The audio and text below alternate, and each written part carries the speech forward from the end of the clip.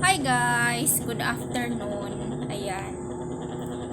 Magpapak tayo mga manay ng pipino. Kaya binalatan ko yung ko guys, pipino kasi gurang na yung nabili kong pipino. Gurang talaga. Hindi ko talaga binabalatan yung yung pipino guys pag bumibili ako. Kaya lang ngayon, ayan, binalatan ko kay gurang na. Matigas ba yung balat? Siyang guys, ang lakas ng sobrang lakas ng ulan dito kanina sa Pampanga. Ngayon lang ulit umulan dito.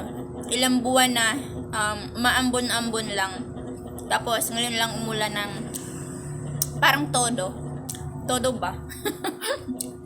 Ang lakas guys. Ang itim nung nung dumadaloy na tubig sa kanal. Kasi naipon yung mga alikabok sa tagal na naging mainit, maaraw. Ito hilig ko guys, pipino. Yan.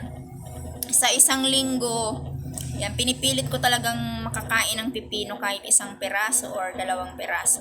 Pero effective naman guys, sa awa naman ng Diyos hindi naman ako masyadong sakitin.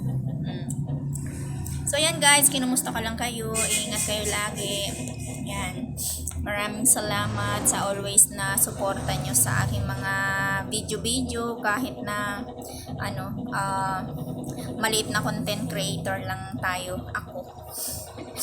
So yan, ingat lagi ang lahat.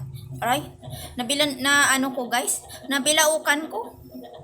Sakit sa lalamunan. Nalunok ko yung isang buo. Ay, yung parang may maliit akong nalunok. So, ayan guys, bye-bye. Ingat lagi ang lahat. Maraming salamat sa walang sawang suporta ng aking mga fans. Fans talaga. Kayong mga supporters ko dyan guys. Yan. Feeling artista.